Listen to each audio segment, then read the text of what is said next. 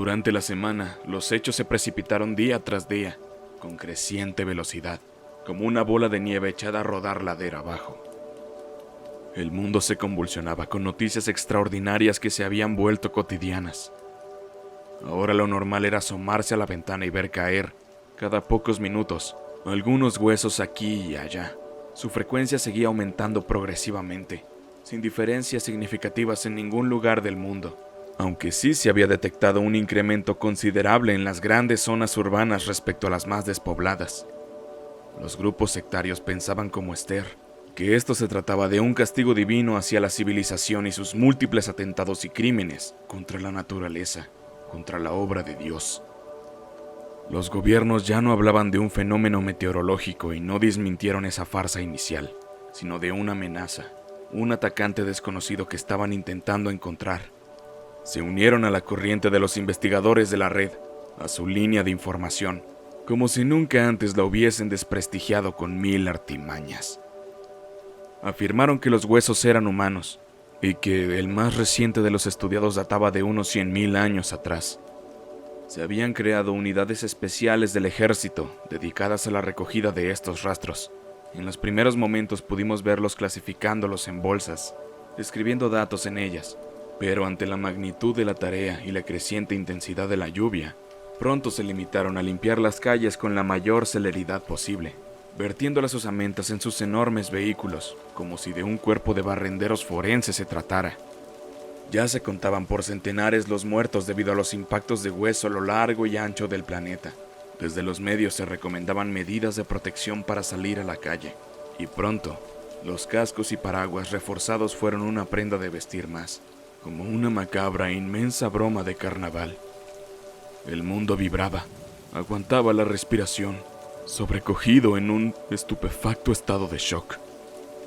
Esther se encontraba cada vez peor. No podía asimilar la deriva que los acontecimientos estaban tomando. Se estaba desquiciando, y sería injusto culpabilizarla por ello. Desde mi opresión, yo intentaba mantener un mínimo de equilibrio y cordura. Una pequeña luz de esperanza en que la lluvia cesase de una vez y que el mundo volviese a ser el horror monótono que ya conocíamos. No esta aberrante nueva pesadilla, aunque lo cierto es que mis ideas no podían ser más negras y depresivas. Tras la cena, que apenas tocó, Esther volvió a su verborrea neurótica. Se estaba desesperando en la búsqueda de un sentido, en descifrar el mensaje que Dios nos enviaba desde el cielo. Yo empezaba a pensar que, tal vez, no hubiese ningún sentido tras el fenómeno.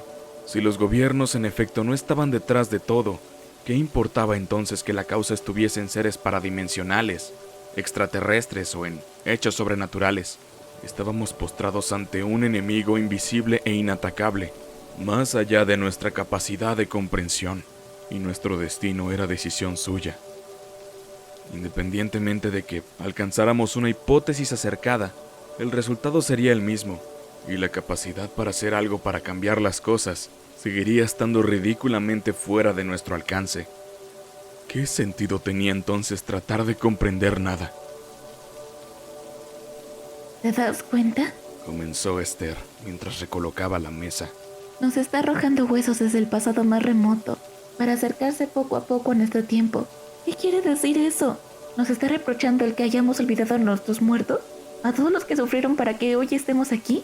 ¿O será un castigo por enterrar tantos crímenes en el olvido y seguir cometiéndolos de la misma manera, como si no aprendiésemos nada de ellos? ¿Qué importa, Esther?, le contesté. ¿Qué importa que sea por una u otra razón por la que nos castiga así? Ya han matado a cientos y no parece que les sean suficientes. Esto no va a parar. Pero tal vez si descubrimos justo lo que quiere de nosotros y comenzamos a actuar así, detenga esta lluvia de muerte, cuando demostremos que hemos aprendido la lección al fin. ¿Y si no qué, Esther? ¿Qué ocurrirá? Si no descubrimos la respuesta a su retorcida adivinanza, ¿cómo actuará él? ¿Pretende convertir el mundo en un cementerio silencioso cubierto de huesos? Vaya Dios iracundo y vengativo el que tienes. No sé ni cómo puedes creer en él. Esther obvió mi envenenado reproche. No, yo no lo veo así, Juan. Él es nuestro padre y actúa como tal, siendo incluso duro cuando es preciso serlo. Nos dio la libertad y mira lo que hemos hecho con ella. Tal vez haya llegado el momento de recibir nuestro correctivo, sin el cual es seguro que acabaríamos cayendo en el abismo de nuestra autodestrucción. No existe locura que no encuentre su justificación. Casi suspiré. ¿Me estás llamando loca? Preguntó ella con los brazos en jarras. Me pasé la mano por la cara, como si me la quisiera borrar, antes de contestar. No, cariño. Solo digo que hasta la más disparatada creencia tiende a revestirse de una justificación pseudológica que le permita presentarse en público con aspecto racional, aunque en esencia sea un completo sinsentido. Puedes pensar lo que quieras. Desvió la mirada hacia la lluvia intermitente del exterior.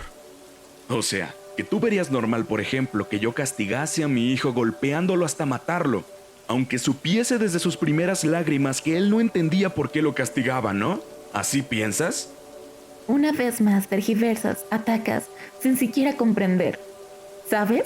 Creo que tu negativismo, y no encuentra causas, sentidos ni rumbo a nada en la vida, es también una arraigada creencia, tan irracional o incluso más que la mía. Al menos yo intento descubrir motivos, aquello que está más allá de nuestras limitadas mentes. Y si me equivoco, al menos habré sido creativa. ¿Qué aporta tu orgullosa cerrazón?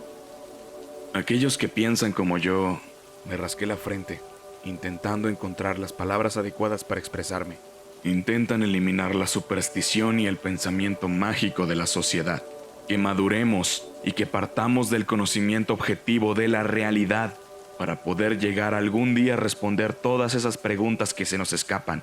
Es peligroso seguir pensando como niños cuando ya somos adultos. Y es bien difícil reconocer nuestras propias carencias internas, esas que nos llevan a creer. Está bien, Juan. Suspiró, alisándose la blusa. Yo y mis desconocidas carencias nos vamos a la cama. Ha sido un día duro. No pienso seguir con él. Buenas noches. Dijo, sin mirarme, cruzando a la puerta. Buenas noches, pronto iré yo también. Solté, casi de manera automática. Sé lo que a ella le hubiese gustado, lo que esperaba de mí, como casi todas las mujeres que había conocido, que me anticipase a sus deseos y actuase conforme a ellos, sin una sola palabra, sin preguntas, como prueba definitiva del conocimiento de su alma y mi amor por ella. Y cada vez que no acertase, frialdad, ostracismo, desapego en respuesta, como acicante para seguir intentándolo, para descifrar sus sueños y devenir en el perfecto caballero. ¿Cómo no reconocer ese viejo juego teatral y sus reglas? Ella esperaba mi comprensión, un mayor acercamiento a su credo, que rezásemos juntos incluso por el fin de la pesadilla. Dios sería una mujer si existiese, estoy seguro. Lo siento, Esther. Nunca tuve vocación de actor, de interpretar un papel en las antípodas de mis ideas y sentimientos. Siento haberte defraudado. A mí también me hubiese gustado que comprendieses la absoluta desolación de quien no tiene de dónde agarrarse, refugio ni lugar a dónde huir. Me quedé a oscuras en el salón, observando por la ventana el caer de los huesos, recortándose contra las estrellas.